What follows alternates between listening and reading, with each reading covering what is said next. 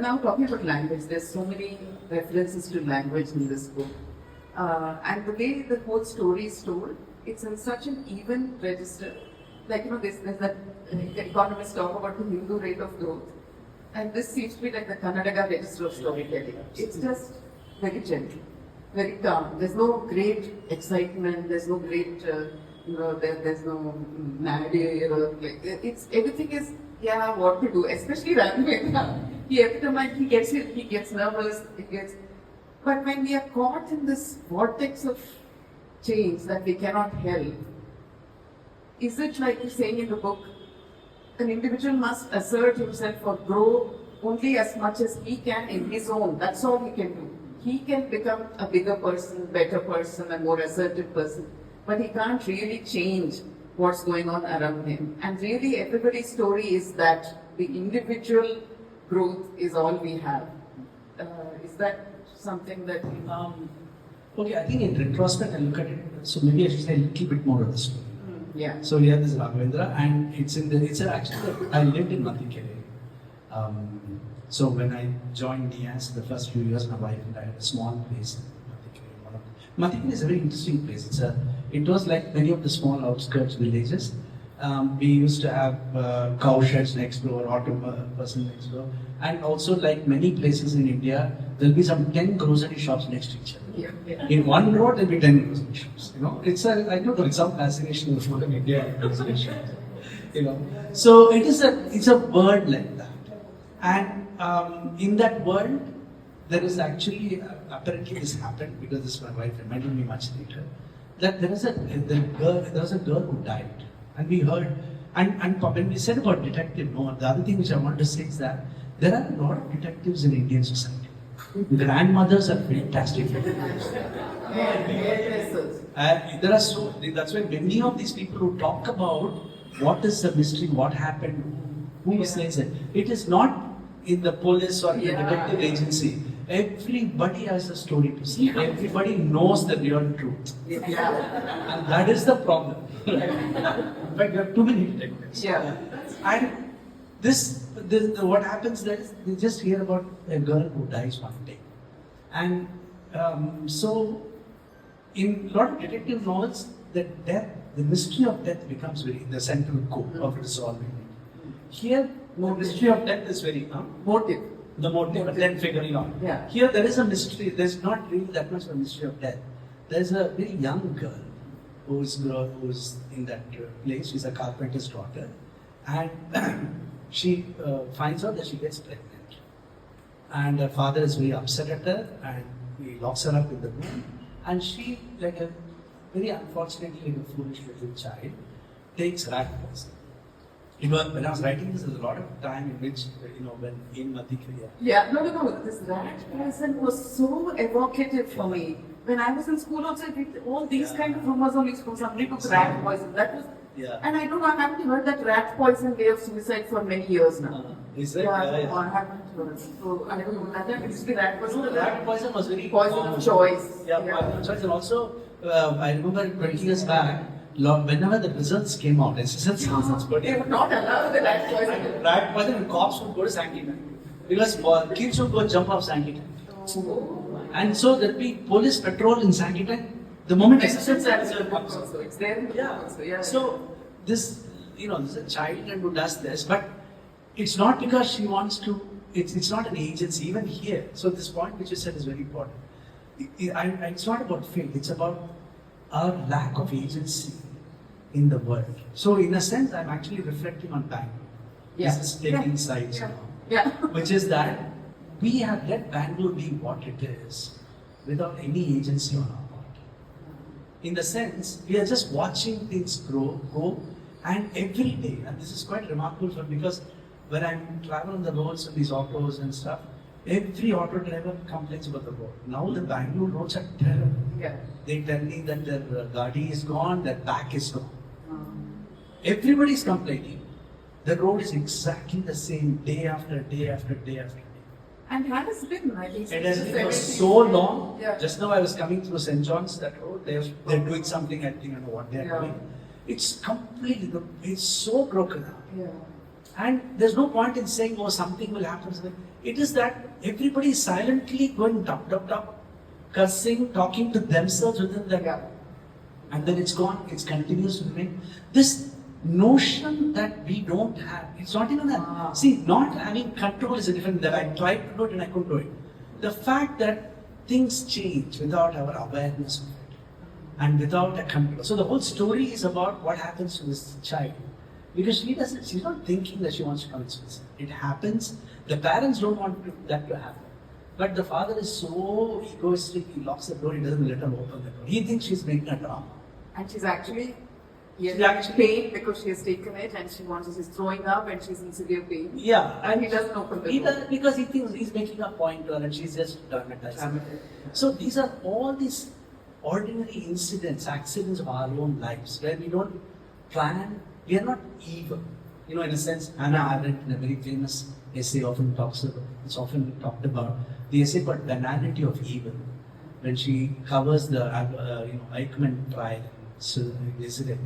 You know, this is a guy who was responsible for killing thousands of Jews, and then Israel goes and naps him and brings him to Israel, and they have a public trial, and she covers it. She's one of the greatest philosophers of our times. And then she goes there and writes about it. In New York, she writes a series of things. It's also published as an essay. It's called The Banality of Evil. She says, when I look at Eichmann, he's ordinary. He's like my next door neighbor. He's a bureaucrat. And evil begins there. You can't make sense of evil. It's not evil people have all these Horns and stuff. Here, it's not that there's nobody who is That bad. actually brought it out very beautifully. But we are all caught in this everyday vortex of things, and how do we navigate it? Why isn't? I'm not even going to ask why we are selling, who should be doing what. There are many citizens groups and all that. Yeah. But so much has changed in Bangalore without anybody having a say in any of it, or even having a conscious thought about it. Forget about a say. A conscious thought about, okay, who is going to be deciding where Bangalore will expand? Who is going to decide whether the IT company should be coming here and they should be having all these facilities? Or whatever, right? Nothing. We just live, people come, people go. So when Mathikere, a lot of people, everywhere they come from, as we said, it's always been like people come into Bangalore. But then you're surrounded. So the larger problem for me in writing a story about this is, what language do I write? Right. So there is the question of language actually is been bothering me from the last 30 years. It began with right in the 90s when we have had many discussions with, I was very interested in writing fiction even then. But there was all this question. I was in Bangalore at the time where people are talking about Indian language writing. So I used to have many discussions, including people like Mathikere and others. What is the apt language? So many of these writers, Indian language writers, they felt strongly that writing in English is not authentic. Okay, so what are the reasons? It's not authentic in the sense English does not have the capacity to capture whatever that is. So that I've always struggled with this. This struggle with it in the sense I always. Because you also are very fluent in Kannada. Yeah, I speak Kannada, Tamil, and Hindi and English. But the point for me was, so that became a larger philosophical question. What does a language have to do with a story?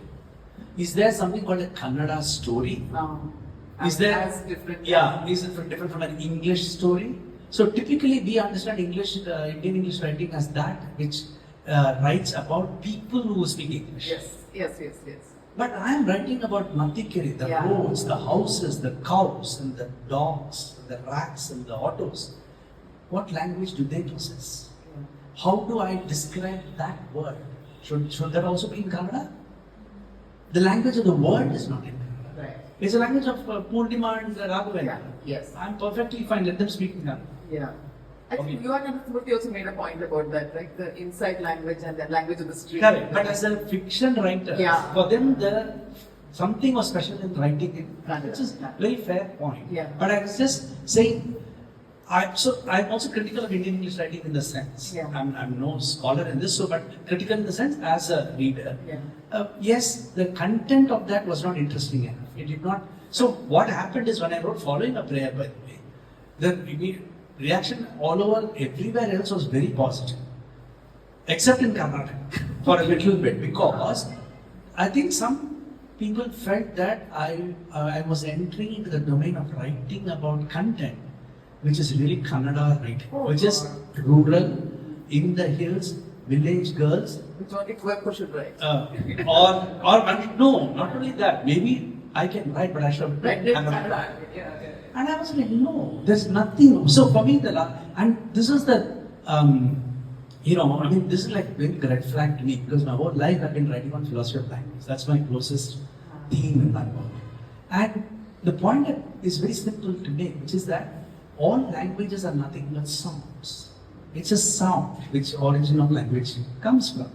And there's nothing called a Kannada sound or an English sound. That's right. A sound becomes a word and we call it Kannada. A sound becomes another word, we call it English. Right. So in a sense, what I was searching for in this book also is to find that language. I'm not writing, I'm not writing in English. No, but no, in English, it especially looks like it's in English. Yeah, where in the last bit somewhere you used a thing where you said, he was the one who spoiled your daughter. And that it came so naturally. That's how Indians speak English, because they translate Magan hard madidam. Yeah. But it was so perfect and it didn't feel alien at all, even though I was reading it in English. Yeah. It felt to me like a Kannada person was speaking it. Absolutely. And there are many instances of that in the book. And that is very consciously, and also because, so when the first, one of the publishers was read Following the Prayers, the first response to her was, she said, I felt like I was reading a Bengali book. Uh-huh. My Tamil translator of the book, who translated the Royal Prayer, said that I felt like I was reading a Tamil book. Okay. So for me, the point was, we are only using English as a facade. Yes. It looks like it's written in English. Right. But it's not English. Correct. So school, that's why I fight a lot with my copy editors. Because they may have a particular kind of English idiom in schools, English or whatever, the way you teach and what they used to teach redundant content. Right. That's what I'm good. But this is that is, in other words, I think the mistake and problem perhaps in some parts of English writing. Yeah. And not what is called English and stuff. No. Those are only about people's speeches. I'm talking about that language which describes the world itself. Right. Not dialogues. So if if many of those like Suitable Boy or something. or even Rushdie's are what he did. But that's about how people talk about these mixes of language. For me, it is far more about what is that language which can capture that story. Right.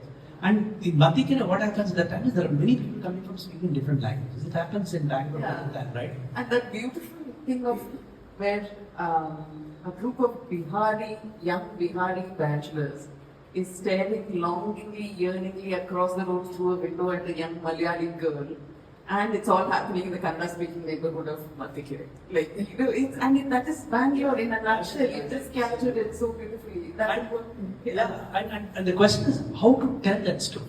Right? Yeah. So I wrote this novel, and then with my editor, a lot of went through about editing, because I do.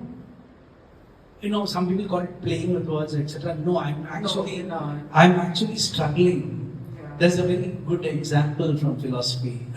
Because I think I rarely drop philosopher names, but in this case, it's very useful because of this very simple example. This German philosopher Heidegger. He writes. It's very difficult to read what he writes, I'm sure. But there's one point. His struggle with language is very nicely captured in this thing. So when we even construct a simple phrase like being in the world and being, something being in the world, being there in the world. That sentence, being in the world, he cannot write it like that because he finds that's a problem. So he writes it as being -world. By doing that, what he's trying to point out is that when I say being in the world, that's the nature of language. That being in the world means being comes first. I come first, or the world is already there, and then the being is present in the world. But when he's trying to think about how to make the point that we are in the world automatically, it is not that the world is there and then I come to inhabit it. I produce the world when I come into it.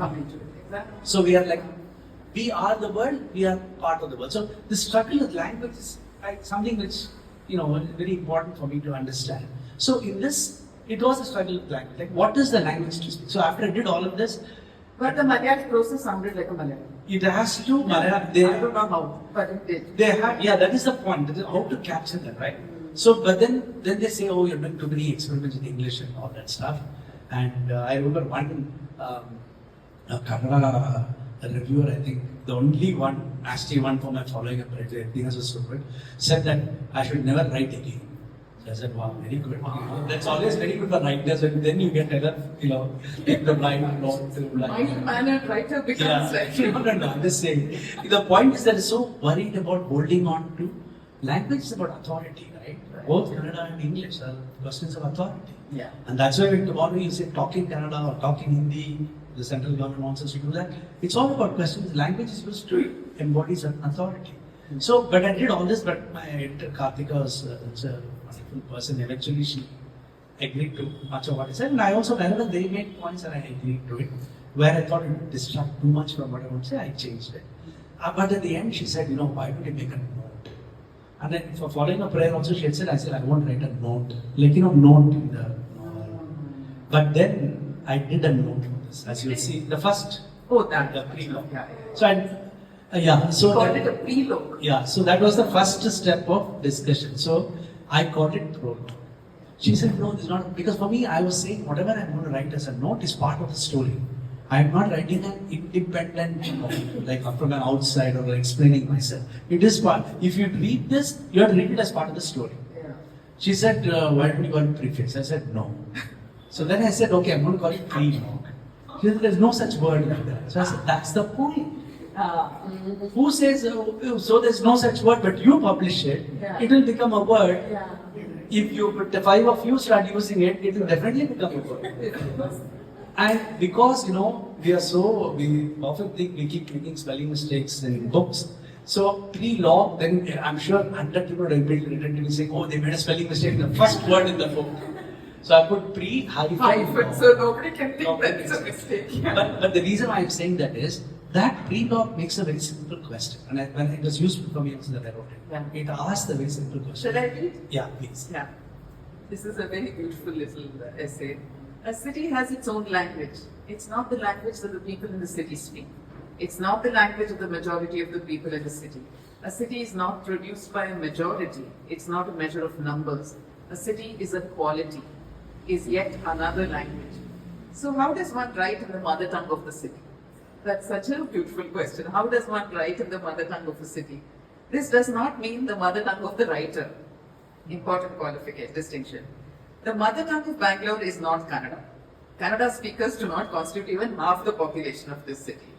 Neither is it Telugu or Tamil or Hindi, even if one of these languages goes on to become the spoken majority sometime in the future. The language of the city is not another human language that we can speak. It may have a relation to it, but it's not that in its entirety. Look at this. Some of your phrases are so beautiful and lyrical, even in the mid.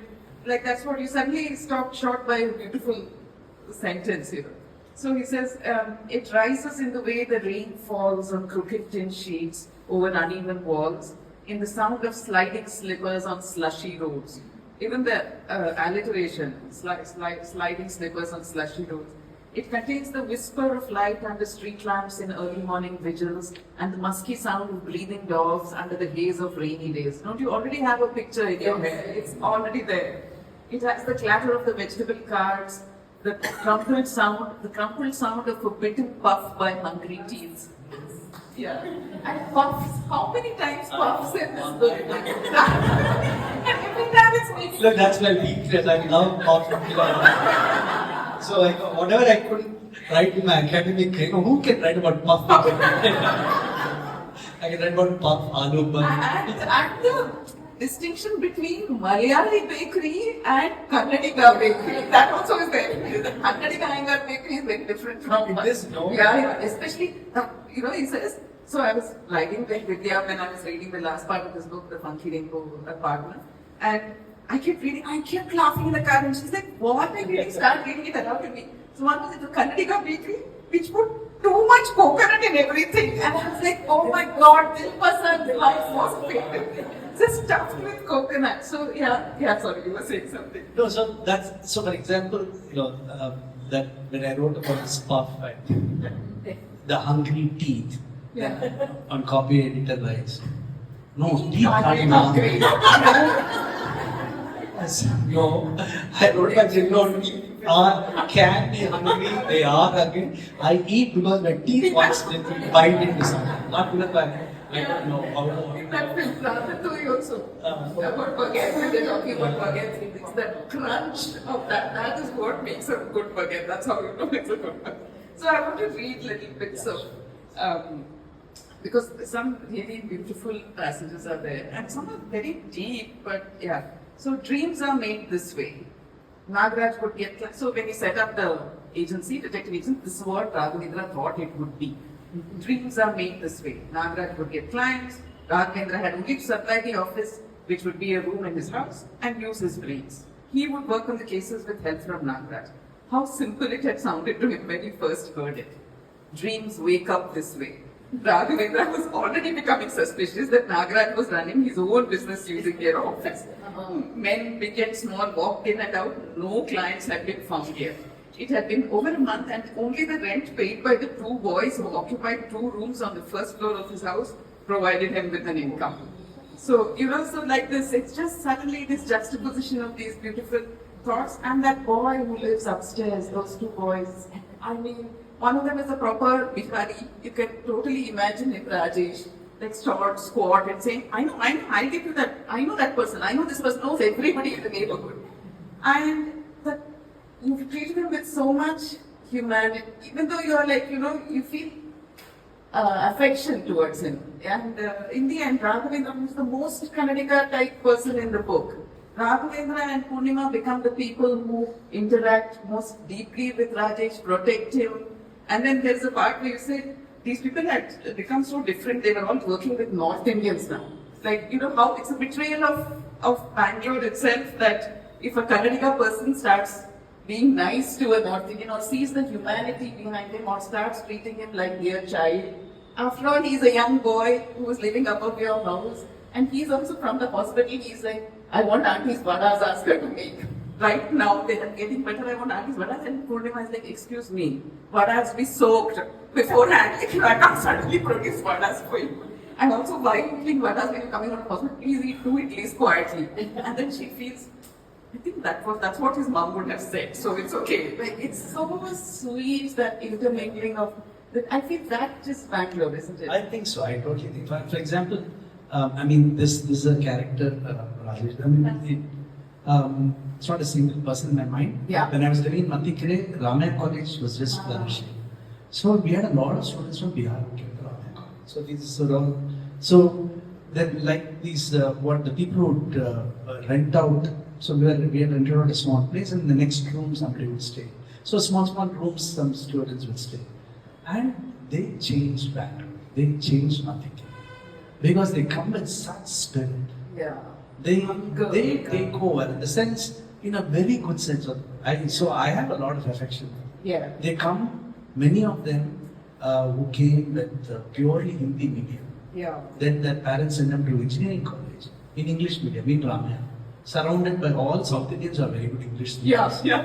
So, these kids come there, and I have had people, for example, there's one kid who used to read Sydney Sheldon all the time. Because somebody told him, you want to learn English, read Sydney Sheldon. So he was an engineering student, but he would read it, and he would read it with a dictionary. And they were fantastic, and because of them, you would have Guptaji mess. Yeah. And samosas are all like a great revelation for people in Mathikere. Yeah. Samosa, kachoris, jalebis, all of this. And I love, Raghavendra saying in the book, what is this? I don't know why she wants to eat all these strange foods. Why our children want to eat all these strange foods? And Purnima said, but I also want to eat all the parathas and all. I'm sick of making this South Indian food. But he's trying to be this custodian of South Indian food now, because she's cooking, he's eating happily. Right. She's like, I'm sick of cooking this, I want to go eat samosa. So this question about what does migration do? What does cosmopolitan do? Yes. Whom does it affect the most? Yeah. One, the workers who come from there, but also people who are, who actually don't participate in that. And Right. these are very liberated women in my Yes. sense of the word, but it's also, the question of feminism is also the same type, in the sense, much of it happens silently and then you wake up and then say, how do I deal with it? So there's a lot of That quite Hema dignity character, and society. that was so beautifully done, and the last bit, That is the, brings the whole story thing together. So there's a lot of water in the story. That's why it's called Water Days. So when you read Water Days and you see the spot, you think it's about the time when Bangalore didn't have water. So it's partly about that. But water is there from the first page in the rain, in the kind of torrential rain Bangalore sometimes gets in September. When the whole street becomes muck and in 1-2 hours it's become like some flood. And water comes back again in beautifully at the end of the story as Kaveri. Otherwise we're talking about Kaveri water in the tap. But then it comes back in a very different feminist goddess. And for me, reading it in Dasara time, it was very beautiful. I really enjoyed it because I read the last part and I had tears in my eyes. It was very beautifully done. So yeah, I wanted to read one other part. Okay, just a quick part of the Water yeah. Days. The Water Days is actually a phrase we keep asking, talking about all the time, because we keep asking, when is water coming? When is the water Because coming? I remember, even when I was growing up in Malaysia, we never had water. I was living Yeah. grew up in third class Malaysia, we'd been first floor, and because we had a large family, a lot of brothers and all that, so we would every day collect water from the well downstairs and pass it up to and store it in the house. So for years we have been living like that. And when we moved to Mathikere, all North Bangalore is supposed to be like that. Mathikere, in the morning, 3 o'clock, 4 o'clock, you have to go to collect water, and who is going to do it? It's only the women who are going to do it. Yeah. Because we are all working seriously and all that, so all the wives and stuff will go stand. But the best part of it is, you don't know when it will come. Yeah. And that's a great BWSSP. Everybody knows your whole routine of those people revolves around this water. Everything you plan is about water. Where to store what, if you want to cook something, you have to recognize how much water you will need. If you want to soak for idli, dosa and all, okay, that's a different, everything revolves around this question of water. And sometimes water doesn't come. You're standing at 4 o'clock in the morning. You open the tap, nothing comes. Yeah. And then you don't stand. Sometimes it comes, but it's a beautiful time of Bangalore. I remember it's old, that early morning Bangalore. It's a magic. Yeah. And where all these vegetable covered people, and that's something which happens in Bangalore even today. So I don't know how many of us actually see this in city market. We go Yeah. 3 o'clock. Yeah. Yeah. All of them go with these drive those carts, and then they bring it all back, all over. So the JP Nagar they come, Jayanagar, Malleshwaram, different places they pick up and come. And then all these people are silently pushing a cart at 4 o'clock. In this diffuse light, this rain a little bit. That's really a very important part of what made Bangalore function. And almost all of them are migrant labor. In other words, we may respond to some of these questions about migrant laborers, but especially Bangalore today. Yes. Without them, Bangalore is not. Wealth Cross will go back to its old beautiful. Yeah. Everybody I'm sure is working in all these hotels here. Yeah. So that migrancy which has produced this city. Yes, of course. And then how do we engage with it? So where is the question of language? What is the language? And why do migrants come here? Because this is the promised land. Because it's the land of hope, and so our job is to nurture weather, of course. That's when somewhere you mentioned it, left Madurai and came here. Yeah. And in some character, I can't remember which one. Come to Bangalore and never wants to go back and suddenly becomes totally spoiled by the city. No, because I must add that for many, especially in the arranged marriage in Tamil Nadu and all that, many of those girls wanted to come to Bangalore. Now they say we want boys in the US. Those days it was like anybody in Bangalore, that is the US for them. And other things, what they say? Oh, you get very big tomatoes and green pepper, this Simla Mirch, Yeah. They've not seen that in Tamil Nadu at all. Yeah. Unless you're in Ooty. So it's like Bangalore is a really promised land. So respect to women comes before revenge. I found many of these boys, they actually embody many of these. Yeah. But it's a very odd notion of women's respect. It can work in various ways. And this, it's definitely true. I mean, there actually was a guy, I think if I also probably the name Vendra. They used to call him Commander, all the Bihari students there. And he was the sense of protection. he also came to study and never passed. And that's a very important thing. They used to do that because then their parents will send money. And they stayed for years in Bangalore. And every time they ask, oh, we are studying in Ramaya College. And we are 10 years of studying in Ramaya College. It doesn't matter. But he runs complete business. And this guy actually used to bring guns, country-made guns from Bihar to Bangalore. Yeah. And they would sell this in Bangalore with many of these, the other very important characters. So for me, Bangalore is a character in that. That's why I keep saying it's a Bangalore novel. In the sense, it is not just set in Bangalore, Bangalore is a very important character. So one phrase which we use, I'm sure many of you know this very well, many of these terms will be like BR, like HBR, BBR. Basically what it means is from Venkateshwara Bar and Restaurant. So there are so many of these BR, bar and restaurants. And that is the closest we have come to the ambition of Mumbai. It'll be dingy, one red light, it'll be as if some grand crime is happening. Nothing, even that we can't do. Even that they're very gentle. Doing some small things in these weird towns. But also you bring in that whole elitism thing where, and also these people, there's always somebody who's finishing, I've just almost finished showing how modern mathematics can be derived from the Vedas. And okay, there's always somebody we know like this. And this Raghavendra is like, yes, you told me this before. Now I've sent it to a famous mathematician in that institute, Data Institute. So, no, Raghavendra did not know. And frankly, he did not care for mathematics, science, or the Vedas. Their extension, this is so beautiful actually. Their extension stood on one end of a famous science institute, but no locals were allowed entry into it. Yeah. Raghavendra had first heard of it from Rajesh, who told him that it was a blessing that Raghavendra's house was so close to the place. Imagine, he had said, great scientists are just around the corner from your house. His tone suggesting that these scientists were like the plumbers or electricians who were Yeah, it's actually about IISc. Yeah. The fact that many of our very good important institutes have been such gated places that and the fact that I hope there are no scientists because scientists do get upset when I say this, and it's true. I don't mean it as a criticism of science, but for example, when I went to IIT Kharagpur once for doing something, that was the first time I visited it. To reach IIT Kharagpur, and some of you who have gone there might know this, it's a terrible road. You go through a very congested area, you go up and down and all kinds of stuff. Looks very dilapidated, poor. And then you make a turn and then suddenly you see a beautiful gate.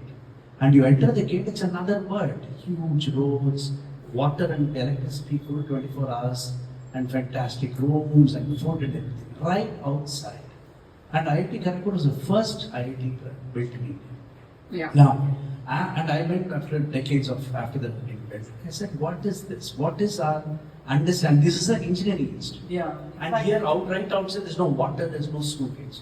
So by this, that's why I'm saying very carefully, that doesn't mean that the Indian scientists should be solving those problems. Yeah. But the complete dissociation of that, Yeah. a larger intellectual, I'm talking about all academics, even social scientists, philosophers, whatever. If the dissociation from the larger society around them is maybe a problem. In the sense. Yeah, in fact, you go on to say that Raghavendra remembered thinking once when he had gone into IISc because there was a sewage leak and the main road was closed, therefore his auto took him through IISc. He says the roads were dug up and okay, not that. Raghavendra remembered thinking then how useful it would have been to have an institute that worked to improve the roads and sewage in their locality. Yeah. It's such a telling, of course IISc does try to work with industry and they do. Nowadays, it's more about traffic and. Yeah.